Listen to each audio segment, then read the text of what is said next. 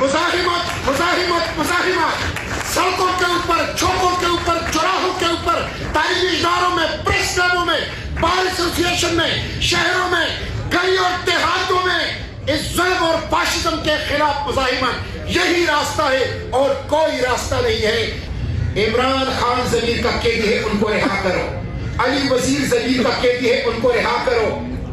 علی وزیر کے اوپر سرے سے کوئی FIR نہیں ہے، ان کے وکلاء پریشان ہیں علی وزیر کے کہ ہم کس چیز میں ان کا کیس لڑیں، بغیر کسی وجہ کے ان کو کھیت میں رکھا گیا ہے۔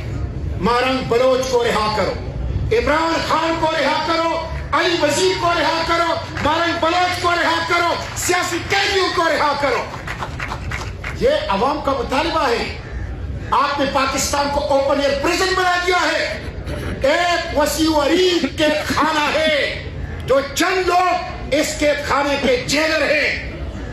پاکستان کے 25 کروڑ عوام اس کو مسترد کرتے ہیں۔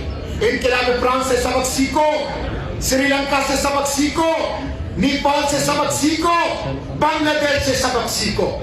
وہاں پبلک اپرائزنگ ہوئی، کیوں ہوئی؟ 4 چیزیں ایک ایک جملے میں بتاتا ہوں۔ پہلی چیز یہ تھی وہاں پر کہ زبردست قسم کا معاشی بحران اور بے روزگاری، آج پاکستان اس کا سامنا کر رہا ہے، معاشی بحران اور بے روزگاری ہے۔ دوسری چیز، وہاں پر اشرافیہ کا قبضہ تھا، آج چوکیدار اور پیرادار اور چوکیدار اور پیرادار کے وفادار چند لوگ پاکستان کے مالک بن چکے ہیں۔ اشرافیہ کے نام پر بدماشیاں پاکستان کے اوپر مسلط ہے، اشرافیہ کے نام پر مافیا پاکستان کے اوپر مسلط ہے۔ یہ دوسری چیز۔ تیسری چیز، عوام کی توہین، جبر، تشدد۔ آج عوام کو جبر سے ڈیل کیا جا رہا ہے، تشدد سے ڈیل کیا جا رہا ہے، توہین کیا جا رہا ہے عوام کو۔ اور چوتھی چیز، سیاسی راستوں کی بندش۔ جب آپ میڈیا کا گلا گھونٹیں گے، جب آپ پاکستان تحریک انصاف کو اس ظلم کے خلاف لیگل رائٹ آف پروٹیسٹ کا حق بھی نہیں دیں گے، جب آپ علی وزیر اور مارنگ بلوچ کو غیر قانونی طور پر قید اور جیل کے اندر رکھیں گے، تو یہ توہین ہے عوام کی۔ یہ 4 چیزیں آج پاکستان میں موجود ہیں، اس کے سبق سیکھو۔ یہ بلند بالا عمارتیں تمہیں پناہ نہیں دے گی۔ عوام جب بک رہیں گے پھر عوام کا سامنا نہیں کر سکو گے۔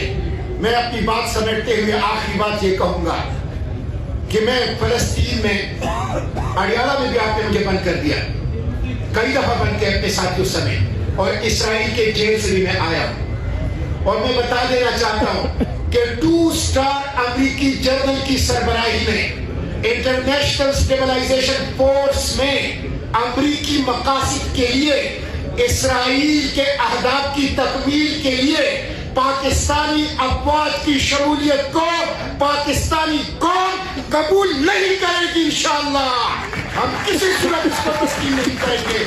اس لیے ہوش کے رہن دو، اسرائیل کے لیے پاکستان کے افواج کا استعمال نامنظور، امریکہ کے لیے پاکستانی افواج کا استعمال نامنظور۔ ٹرمپ آپ کے نوبل پیس پرائز کا حقدار ہوگا، لیکن وہ قاتل ہے فلسطینیوں کا، غزہ کے لوگوں کا قاتل ہے، اور اس کے لیے پاکستانی افواج کا استعمال پاکستانی قوم وہ تسلیم نہیں کرے گی۔ میں آخری بات عمران خان کی جو ہمیں سلمان اکرم راجہ صاحب نے بتائی ہے اس سے اتفاق کرتا ہوں۔ راستہ کیا ہے؟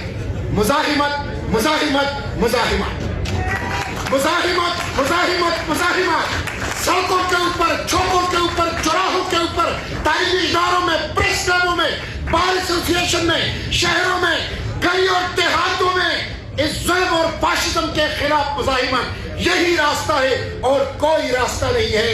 اس لیے تمام سیاسی جماعتوں کو، تمام جمہوریت پسند قوتوں کو، جس طرح سلمان اکرم راجہ صاحب نے بتایا، اپنے سیاسی مفادات سے بالاتر ہو کر آئین کو بچانے کے لیے، عوامی حقوق کے لیے ایکٹ کرنا چاہیے اور مزاحمت کے اوپر اتفاق کرتے ہوئے سڑکوں پر نکلنا چاہیے۔ اس کے علاوہ اور کوئی راستہ نہیں ہے۔ بہت شکریہ۔